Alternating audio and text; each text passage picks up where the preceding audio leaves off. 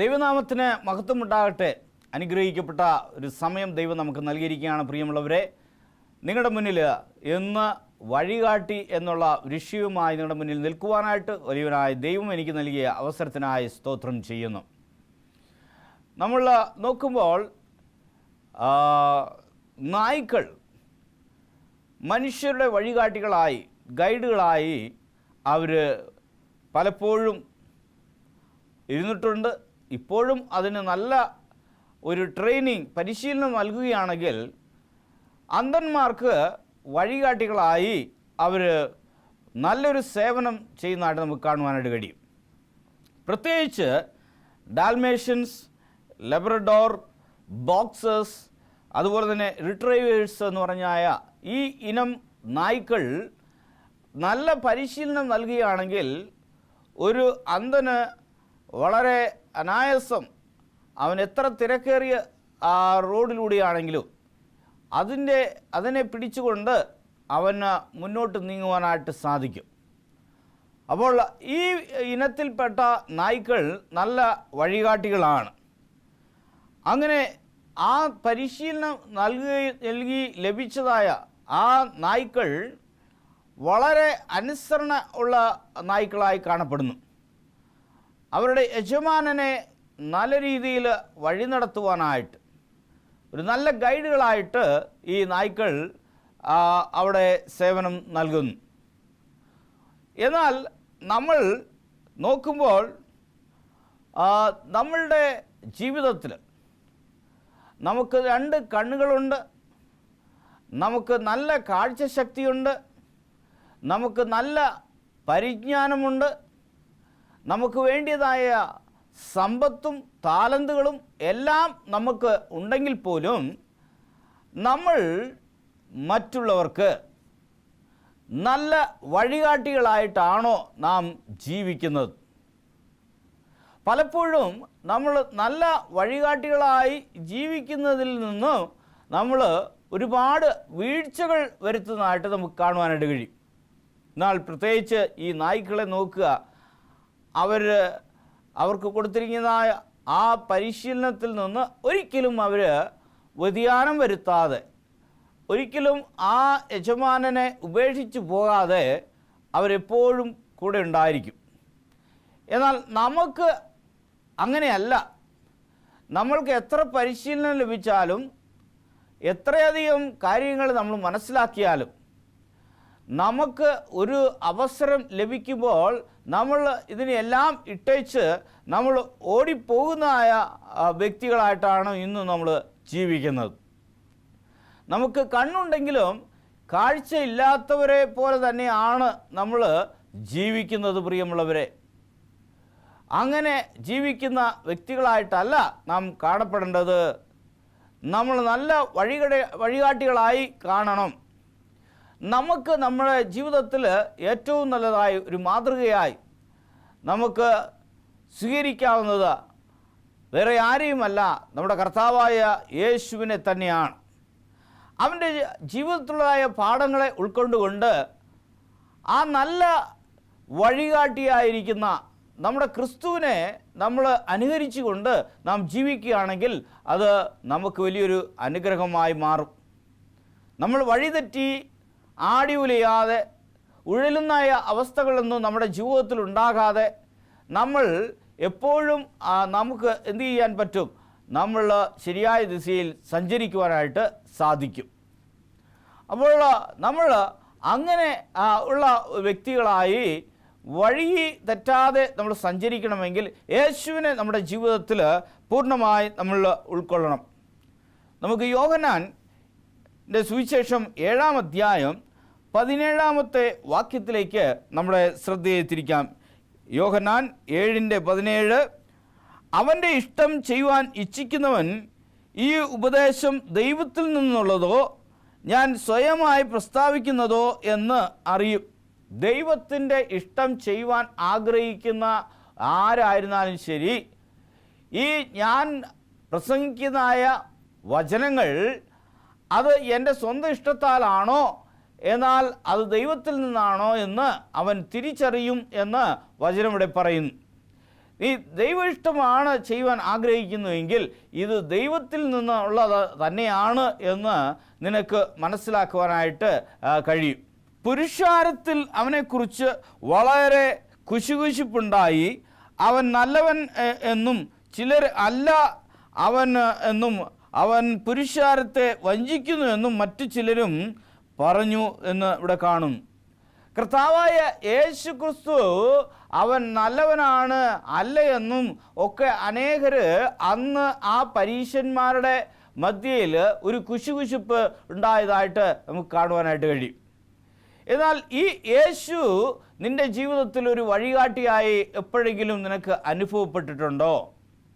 നീ പലവിധമായ കാര്യങ്ങൾ ദൈവത്തിൽ നിന്ന് അകന്ന് ചെയ്യുവാനായിട്ട് പരിശ്രമിക്കുമ്പോൾ കർത്താവായ യേശു ക്രിസ്തു മനസ്സാക്ഷിയിലൂടെയും ഈ തിരുവചനത്തിലൂടെയും അവണമായി ഈ വേദവാക്യങ്ങളിലൂടെയും നിന്നോട് ദൈവം സംസാരിച്ചിട്ടുണ്ടോ? നിൻ്റെ ചിന്തകൾക്ക് ഒരു വ്യതിയാനം വരുത്തിയിട്ടുണ്ടോ? നിനക്കൊരു നല്ല വഴികാട്ടിയായി ഒരു മാർഗദർശിയായി നിൻ്റെ ജീവിതത്തിൽ അവൻ കടന്നു വന്നിട്ടുണ്ടോ എന്ന് ഈ യേശുവിനെക്കുറിച്ച് നീ മനസ്സിലാക്കണം. അന്നു മുതലേ ജനത്തിന് യേശുവിനെക്കുറിച്ചൊരു കുശുകുശുപ്പുണ്ടായിരുന്നു. എന്നാൽ അപ്രകാരം ഇന്നും അനേകർക്കും ഈ യേശുവിനെക്കുറിച്ചും പ്രകാരമായുള്ള ചിന്തകൾ ഇന്നും ഉണ്ട് എന്ന് ഇതിൽ യാതൊരു വിധമായ സംശയവുമില്ല. അപ്പോൾ നാം ദൈവത്തിൻ്റെ ആ വചനത്തിൽ നിന്ന് പ്രധാനമായിട്ട് നമ്മൾ തിരിച്ചറിയേണ്ടതായ ഒരു കാര്യം, നിന്നെ ദൈവം വഴി നടത്തുന്നുണ്ടോ? അവനെ നിൻ്റെ ജീവിതത്തിലേക്ക് ഒരു വലിയൊരു വഴികാട്ടിയായി നീ സ്വീകരിച്ചിട്ടുണ്ടോ? അപ്പോൾ നമുക്ക് അതിൻ്റെ 46-ാമത്തെ വാക്യത്തിലേക്ക് നമുക്ക് കടന്നു ചെല്ലാം. 46-ാമത്തെ വാക്യത്തിൽ ഇപ്രകാരം പറയുന്നു, ഈ മനുഷ്യൻ സംസാരിക്കുന്നത് പോലെ ആരും ഒരു നാളും സംസാരിച്ചിട്ടില്ല എന്ന് ചേവകർ ഉത്തരം പറഞ്ഞു. ഈ മനുഷ്യൻ സംസാരിക്കുന്നത് പോലെ ആരും സംസാരിക്കുന്നത് ഞങ്ങൾ കേട്ടിട്ടില്ല.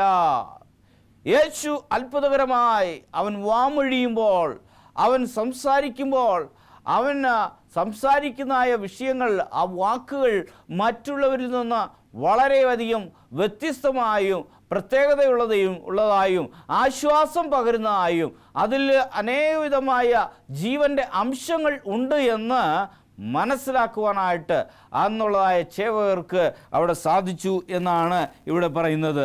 അപ്പോൾ ഈ യേശു എൻ്റെ ജീവിതത്തിൽ അല്ലെങ്കിൽ നിങ്ങളുടെ ജീവിതത്തിൽ ഒരു വഴികാട്ടിയായി, നിങ്ങളെ നയിക്കുന്നവനായി, നിങ്ങൾക്ക് എപ്പോഴും മുന്നോട്ട് പോകുവാൻ ആഹ്വാനം നൽകുന്ന ഒരു ദൈവമായി നിങ്ങളുടെ ജീവിതത്തിൽ വിളങ്ങിയിട്ടുണ്ടോ എന്നുള്ളതാണ് ആ ചോദ്യം. എന്നെ കേൾക്കുന്ന പ്രിയമുള്ളവരെ, നാം എപ്പോഴും യേശുവിൻ്റെ ആ പാതയിൽ സഞ്ചരിക്കുന്നവരാണോ? അവൻ്റെ കാൽച്ചുവടുകളിൽ നമ്മൾ തുടർന്ന് പോകുന്ന മക്കളായിട്ടാണോ നാം ജീവിക്കുന്നത് എന്ന് നാം മനസ്സിലാക്കണം. നമ്മൾ തിരിച്ച് അതിൻ്റെ 7:15 നമുക്ക് കടന്നു വരാം. യോഹന്നാൻ 7:15 അവിടെ എന്താണ് പറയുന്നത്? ദൈവാലയത്തിൽ ചെന്ന് ഉപദേശിച്ചു, വിദ്യാഭ്യാസം ചെയ്യാത്ത ഇവൻ ശാസ്ത്രം അറിയുന്നത് എങ്ങനെ എന്ന് യഹൂദന്മാർ പറഞ്ഞ് ആശ്ചര്യപ്പെട്ടു എന്നാണ് പറയുന്നത്. യേശു ക്രിസ്തു വാമൊഴിയുമ്പോൾ അവൻ സംസാരിക്കുന്ന വിഷയങ്ങൾ അവൻ വളരെ അധികാരത്തോടു കൂടി തന്നെ പല വിഷയങ്ങളെക്കുറിച്ച്, പ്രത്യേകിച്ച് ഇവിടെ പറയുന്നത് ശാസ്ത്രത്തെക്കുറിച്ച് അവൻ സംസാരിച്ചു. അവന് വിദ്യാഭ്യാസമൊന്നുമില്ല, എന്നാൽ അധികാരത്തോടു കൂടി തന്നെ എങ്ങനെ സംസാരിക്കുവാനായിട്ട് കഴിയുന്നു എന്ന് അന്ന് ശാസ്ത്രിമാർ അവർ വളരെയധികം ആശ്ചര്യപ്പെട്ടു. പ്രിയമുള്ളവരെ, യേശു നമുക്കെല്ലാവർക്കും ഉത്തമമായ ഒരു വഴികാട്ടി തന്നെയാണ്. കാരണമെന്നാൽ പരിജ്ഞാനത്തിൻ്റെ ഉറവിടമാണ് യേശു ക്രിസ്തു. അവൻ സംസാരിക്കുന്ന അവൻ്റെ ആ നാവിൽ നിന്ന് വരുന്ന വിഷയങ്ങൾ മനുഷ്യർ അന്ന് പഠിച്ചതായ മഹൽ വ്യക്തികൾ കണ്ട് ആശ്ചര്യപ്പെട്ടു എന്നാണ് ഇവിടെ പറയുന്നത്. അപ്പോൾ പരിജ്ഞാനത്തിൻ്റെ ഉറവിടമായ ആ ക്രിസ്തുവിനെ നമ്മൾ തിരിച്ചറിയണം. അവൻ നിർദ്ദേശിക്കുന്ന ആ വഴികളിലൂടെ സഞ്ചരിക്കുവാനായിട്ട് നമ്മൾ പരിശ്രമിക്കണം. പ്രിയമുള്ളവരെ, ആ പാതയിലൂടെ നമ്മൾ സഞ്ചരിക്കുമ്പോൾ നമുക്ക് ലഭിക്കുന്ന അനുഗ്രഹങ്ങൾ എന്താണെന്ന് നമ്മൾ തിരിച്ചറിയണം. പ്രിയരെ, അങ്ങനെ നമ്മൾ യേശു ക്രിസ്തുവിൻ്റെ പാതയിലൂടെ സഞ്ചരിക്കുന്നവരായി, അങ്ങനെ ദൈവത്തിൻ്റെ വചനങ്ങൾ ഉൾക്കൊണ്ടുകൊണ്ട് അവൻ്റെ വഴികളിലേക്ക് അവൻ മുന്നേറുന്നവരായി നാം ജീവിക്കുകയാണെങ്കിൽ നമുക്ക് അനേകവിധമായ അനുഗ്രഹങ്ങൾ ദൈവം നൽകുമെന്നതിൽ സംശയമില്ല. സങ്കീർത്തനങ്ങൾ 25:9, സങ്കീർത്തനങ്ങൾ 25:9 ഇവിടെ എന്താണ് പറയുന്നത് എന്ന് നമുക്ക് നോക്കാം. സൗമ്യത ഉള്ളവരെ അവൻ ന്യായത്തിൽ നടത്തുന്നു, സൗമ്യത ഉള്ളവർക്ക് തൻ്റെ വഴി പഠിപ്പിച്ചു കൊടുക്കുന്നു. സൗമ്യത ഉള്ളവർക്ക് അവൻ ന്യായത്തിൽ വഴി നടത്തുന്നു എന്നും, അതുപോലെ തന്നെ സൗമ്യത ഉള്ളവരെ അവൻ എന്താണ് തൻ്റെ വഴി പഠിപ്പിച്ചു കൊടുക്കുന്നു എന്നാണ് പറയുന്നത്. ഇപ്പോൾ പ്രധാനമായിട്ട് നമ്മുടെ ജീവിതത്തിൽ ആവശ്യമായ ഒരു കാര്യമെന്ന് പറഞ്ഞാൽ സൗമ്യതയാണ്. എന്നാൽ ഇത് തന്നെയാണ് അനേകരുടെ ജീവിതത്തിലും ഇല്ലാത്തതും. സൗമ്യത എന്ന് പറഞ്ഞ സംഭവം, അങ്ങനെയുള്ള ഒരു സ്വഭാവം നമ്മളുടെ ജീവിതത്തിൽ ഇല്ലതാനും. ദൈവം നമ്മളെ വഴി നടത്തണമെങ്കിൽ നമ്മളുടെ ജീവിതത്തിൽ ഏറ്റവും അനിവാര്യമായി നമുക്ക് വേണ്ടിയ ഒരു കാര്യമെന്ന് പറഞ്ഞാൽ സൗമ്യതയാണ്. പ്രിയമുള്ളവരെ, സൗമ്യത ഇല്ലാത്തതിനാൽ ഇന്ന് എത്ര പ്രശ്നങ്ങളാണ് നമ്മൾ അഭിമുഖീകരിക്കുന്നത്. ഇന്ന് കുടുംബങ്ങളിൽ പ്രശ്നങ്ങൾ, സ്നേഹിതരിൽ തമ്മിൽ പ്രശ്നങ്ങൾ, സമൂഹത്തിൽ പ്രശ്നങ്ങൾ, ഇന്ന് അനേകരുടെ മധ്യത്തിൽ, ഇന്ന് സ്ഥാപനങ്ങളിൽ പ്രശ്നങ്ങൾ, ഇന്ന് അങ്ങനെ പലവിധമായ പ്രശ്നങ്ങൾ നമ്മളെന്താണ് സൗമ്യത ഇല്ലാത്തത് കൊണ്ട് നമ്മൾ നേരിടുന്നതായി നമുക്ക് കാണുവാനായിട്ട് കഴിയും. യേശു എന്താണ് പറയുന്നത്? ദൈവ തിരുവചനത്തിലൂടെ നമ്മളെ എന്താണ് പഠിപ്പിക്കുന്നത്? നിൻ്റെ ജീവിതത്തിൽ നിനക്ക് സൗമ്യത ഉണ്ടെങ്കിൽ നിന്നെ ഞാൻ വഴി നടത്തുമെന്നാണ് പറയുന്നത്.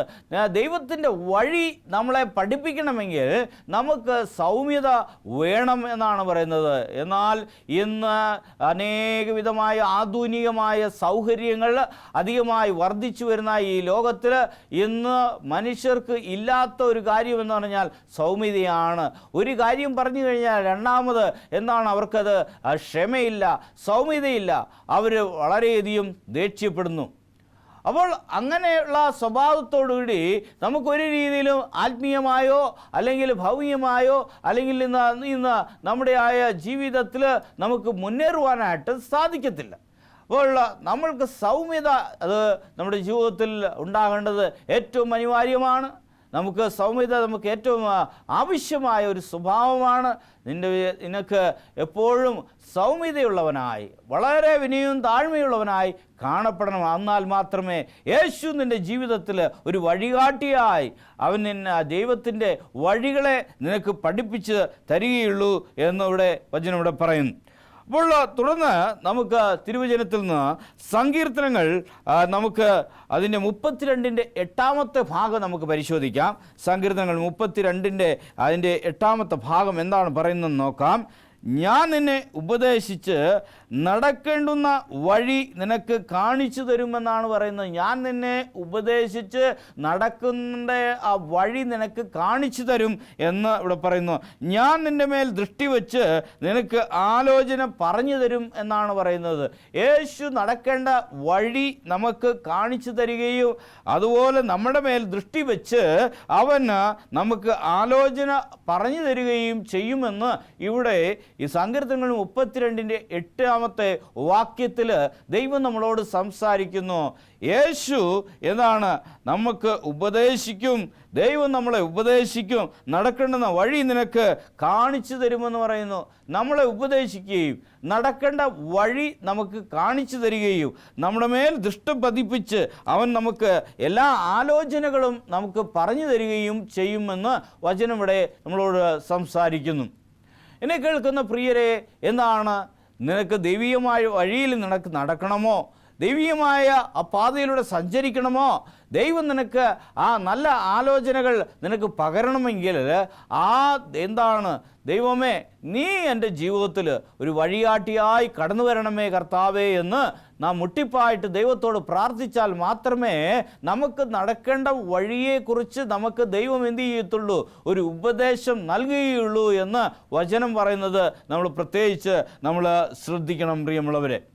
അപ്പോൾ ആ വചനത്തിൻ്റെ അടിസ്ഥാനത്തിൽ നമ്മൾ ജീവിക്കുവാനായിട്ട് നമ്മൾ പരിശ്രമിക്കണം. യേശു നമ്മളെ ഉപദേശിക്കുവാനായിട്ട് നമുക്ക് നമ്മുടെ ജീവിതത്തിലേക്ക് കടന്നു വരുവാനായിട്ട് അവൻ ആഗ്രഹിക്കുന്നു. ആ യേശുവിൻ്റെ ഉപദേശം നമ്മൾ ശ്രവിക്കുവാനായിട്ട്, നമ്മളത് അംഗീകരിക്കുവാനായിട്ട് ഒരു താല്പര്യമുള്ള ഒരു മനസ്സ് നമുക്കുണ്ടായിരിക്കണം. സങ്കീർത്തനങ്ങൾ 73:24 നമുക്ക് വായിക്കാം. സങ്കീർത്തനങ്ങൾ 73:24, നിന്റെ ആലോചനയാൽ നീ എന്നെ നടത്തും, പിന്നത്തേതിൽ മഹത്വത്തിലേക്ക് എന്നെ കൈക്കൊള്ളും. നിന്റെ ആലോചനയാൽ നീ എന്നെ നടത്തുമെന്നാണ് ഇവിടെ സങ്കീർത്തനക്കാരനായ ദാവീദ് പറയുന്നത്. ദൈവ ആലോചനയിലാണോ ദൈവം എന്നെ അല്ലെങ്കിൽ നിങ്ങളെ ദൈവം നടത്തുന്നത്? നമ്മുടെ ഓരോരുത്തരുടെയും ജീവിതത്തിൽ ദൈവം എങ്ങനെയാണ് നമ്മളെ വഴി നടത്തുന്നതെന്ന് നമ്മളൊന്ന് മനസ്സിലാക്കണം. കർത്താവേ, എന്നെ അങ്ങയുടെ ആലോചന പ്രകാരം എന്നെ നീ നടത്തുന്നുണ്ടോ? ദൈവമേ, നിൻ്റെ ആലോചന പ്രകാരമാണോ ഞാൻ എല്ലാ കാര്യങ്ങളും ചെയ്യുന്നത്? ദൈവമേ, നിൻ്റെ ആലോചന പ്രകാരം എന്താണ് നീ എന്നെ നടത്തണമേ എന്ന് ദൈവത്തോട് നമ്മൾ പ്രാർത്ഥിക്കണം. നമ്മൾ ഓരോ ദിവസവും ദൈവീയമായ ആലോചനയിലൂടെയാണ് സഞ്ചരിക്കുന്നതെന്ന് നമ്മൾ ഉറപ്പുവരുത്തുകയും ചെയ്യണം. അതാണ് ശരിയായ ഒരു ആത്മീയ ജീവിതം. യേശുവേ, എൻ്റെ ജീവിതത്തിൽ നീ കടന്നു വരണമേ, നിൻ്റെ ആലോചന പ്രകാരം എന്നെ നീ വഴി നടത്തണമേ കർത്താവേ. നീ എനിക്കൊരു നല്ലൊരു മാർഗദർശിയായി എൻ്റെ ജീവിതത്തിൽ എപ്പോഴും എന്നോടുകൂടെ ഉണ്ടായിരിക്കണമേ എന്ന് ദൈവത്തോട് യാചിച്ചാൽ മാത്രമേ ദൈവം നിനക്ക് ഈ വിധമായ അനുഗ്രഹങ്ങൾ നിനക്ക് പകരുകയുള്ളൂ. അങ്ങനെയുള്ള ഒരു ചിന്തയുള്ള ഒരു മനുഷ്യനായിരിക്കണം. 24 ഒന്നുകൂടെ വായിക്കുന്നു, നിൻ്റെ ആലോചനയാൽ നീ എന്നെ നടത്തും. അങ്ങനെ നമ്മൾ നോക്കുമ്പോൾ പിന്നത്തേതിൽ മഹത്വത്തിലേക്ക് എന്നെ കൈക്കൊള്ളുമെന്നാണ് പറയുന്നത്. പിന്നീട് എന്നെ മഹത്വത്തിലേക്ക് കർത്താവേ, നിൻ്റെ ആലോചന പ്രകാരം നടന്ന ഈ എളിയവനെ പിന്നത്തേതിൽ എന്നെ നിൻ്റെ മഹത്വത്തിലേക്ക് എന്നെ നടത്തണമേ, നയിക്കണമേ എന്ന് നമ്മൾ പ്രാർത്ഥിക്കണം. പ്രിയമുള്ളവരെ, നമ്മളുടെ ജീവിതത്തിൽ ദൈവം നമ്മളെ നയിക്കുന്നതായ അനുഭവങ്ങൾ നമുക്ക് ഉണ്ടാകണമെങ്കിൽ നമ്മൾ എപ്പോഴും നമ്മൾ മനസ്സുള്ളവരായി, നമ്മൾ എപ്പോഴും ദൈവീയമായ ആ കാര്യങ്ങളെ അംഗീകരിക്കുന്നവരായി നമ്മൾ ജീവിച്ചാൽ മാത്രമേ ദൈവം നമ്മളെ നയിക്കുകയുള്ളൂ, നമ്മളെ വഴി നടത്തുകയുള്ളൂ. ഇവിടെ മത്തായിയുടെ സുവിശേഷം 23-ാം അധ്യായം 16-ാമത്തെ വാക്യം നമ്മൾക്ക് വായിക്കാം. 23:16 വചനം പറയുന്നു, ആരെങ്കിലും മന്ദിരത്തെ ചൊല്ലി സത്യം ചെയ്താൽ ഏതുമില്ല എന്നും മന്ദിരത്തിലെ സ്വർണത്തെ ചൊല്ലി സത്യം ചെയ്യുന്നവനോ കടക്കാരൻ എന്ന് പറയുന്നു. കുരുടന്മാരായ വഴികാട്ടികളെ നിങ്ങൾക്ക് കഷ്ടം എന്നാണ് പറയുന്നത്.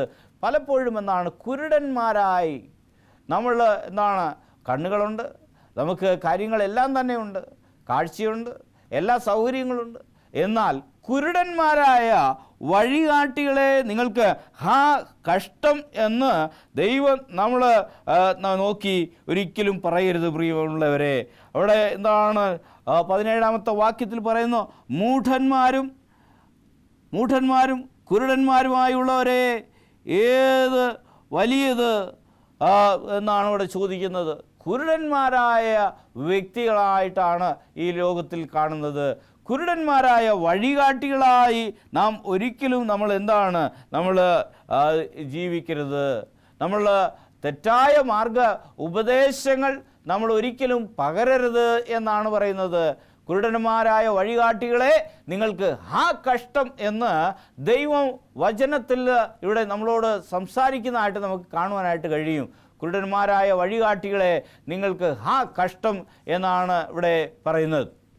അപ്പോൾ നമ്മൾ കുരുടന്മാരായ വഴികാട്ടികളാണോ? നമ്മൾ അപ്രകാരമായ ഒരു ആത്മീയമായ ജീവിതമാണോ നയിക്കുന്നത്? കുരുടന്മാരായ വഴികാട്ടികളായിരിക്കാതെ നിങ്ങൾ പ്രസ്താവിക്കുന്ന കാര്യങ്ങളിൽ നിശ്ചയമുള്ളവരായി, നിങ്ങൾ എപ്പോഴും ആ ദൈവീയമായ പാതയിലൂടെ സഞ്ചരിക്കുന്നവരായിട്ട് മാത്രമേ ജീവിക്കാവുള്ളൂ. നല്ല വഴികാട്ടികളായി തീരണമെന്നാണ് ദൈവം ആഗ്രഹിക്കുന്നത്. പ്രിയമുള്ളവരെ, നമുക്ക് മുന്നോട്ട് പോകാം. ലൂക്കോസിൻ്റെ സുവിശേഷം 1-ാം അധ്യായം 79-ാമത്തെ വാക്യം എന്താണ് പറയുന്നത് നമുക്ക് നോക്കാം. ലൂക്കോസിൻ്റെ സുവിശേഷം 1-ാം അധ്യായത്തിൽ അവിടെ ഉള്ളതായ ആ വേദഭാഗം നമ്മൾ പരിശോധിക്കുമ്പോൾ 79-ാമത്തെ വാക്യം, ആ ആർദ്ര കരുണയാൽ ഉയരത്തിൽ നിന്ന് ഉദയം നമ്മെ സന്ദർശിച്ചിരിക്കുന്നു. ആ ആർദ്ര കരുണയാൽ ഉയരത്തിൽ നിന്ന് ഉദയം നമ്മളെ സന്ദർശിച്ചിരിക്കുന്നു എന്നാണ് പറയുന്നത്. ആ ഉദയം, ആ ദൈവം, ആ നക്ഷത്രം, ആ കർത്താവായ ദൈവം നിങ്ങളെ സന്ദർശിച്ചിട്ടുണ്ടോ? നിങ്ങളുടെ വഴികാട്ടിയായി, നിങ്ങളുടെ യഥാർത്ഥ മാർഗദർശിയായി നിങ്ങളെ സന്ദർശിച്ചതിൽ ഒരു വലിയൊരു വ്യതിയാനം നിങ്ങളുടെ ജീവിതത്തിൽ ഉണ്ടായോ? ആ അത്ഭുത പ്രകാശത്തെ ദർശിക്കുവാനായിട്ട് നിങ്ങൾക്ക് കഴിഞ്ഞുവോ? ആ വഴികാട്ടി നിങ്ങൾക്ക് കാണിച്ചു തന്നായ ആ പാതയിലൂടെ സഞ്ചരിക്കുവാനായിട്ട് നിങ്ങൾക്ക് കഴിഞ്ഞുവോ? ഇപ്പോഴും നിങ്ങളുടെ ആത്മീയ അവസ്ഥ എപ്രകാരമാണ്? യേശുവിനെ വഴികാട്ടിയായി അംഗീകരിച്ചുകൊണ്ട് കുരുടന്മാരെ, വഴികാട്ടികളെ ആ കഷ്ടമെന്ന് നമ്മളെക്കുറിച്ച് ഒരിക്കലും പറയാത്ത രീതിയിൽ യേശുവിനെ അംഗീകരിച്ചുകൊണ്ട് നമ്മൾ ജീവിക്കുന്ന വ്യക്തികളായി കഴിയണം എന്നാണ് പറയുന്നത്. ആയതിനാൽ എന്നെ കേൾക്കുന്ന പ്രിയമുള്ളവരെ, നമ്മൾ ഒരിക്കലും നമ്മൾ ഒരു കുരുടന്മാരുടെ ആ അവസ്ഥകൾ നമ്മുടെ ജീവിതത്തിൽ ഉണ്ടാകുവാൻ പാടില്ല. പ്രിയമുള്ളവരെ, നമ്മൾക്ക് നമ്മുടെ ജീവിതത്തെക്കുറിച്ച്, നമ്മുടെ ജീവിത ലക്ഷ്യങ്ങളെക്കുറിച്ച്, നമ്മൾ സഞ്ചരിക്കുന്ന പാതയെക്കുറിച്ച്, നമ്മളെ ആരാണ് നയിക്കുന്നത് എന്നുള്ള ഒരു വ്യക്തത നമ്മുടെ ജീവിതത്തിലുണ്ടാകണം. നല്ല വഴികാട്ടികളായി തീരണമെങ്കിൽ നമ്മളുടെ കാര്യങ്ങളും നമ്മൾ തിരിച്ചറിഞ്ഞുകൊണ്ട് നിങ്ങളുടെ ജീവിതത്തിൽ നിങ്ങൾക്ക് ഒരു ഉന്നതമായ സ്ഥാനങ്ങളിൽ എത്തണമെങ്കിൽ യേശുവിനെ വഴികാട്ടിയായിക്കൊണ്ട്, യേശുവെ ഞാനൊരു നല്ല ഒരു പാതയിൽ സഞ്ചരിക്കുവാനായിട്ട് അടിയനെ സഹായിക്കണമേ കർത്താവേ എന്ന് യേശുവിനോട് നിങ്ങൾ എപ്പോഴും വിലപിക്കുകയാണെങ്കിൽ കർത്താവായ ദൈവം നിങ്ങളെ നടത്തുമെന്നതിൽ സംശയമില്ല. യോഹന്നാൻ 16:13 എന്താണ് പറയുന്നതെന്ന് നമുക്ക് നോക്കാം.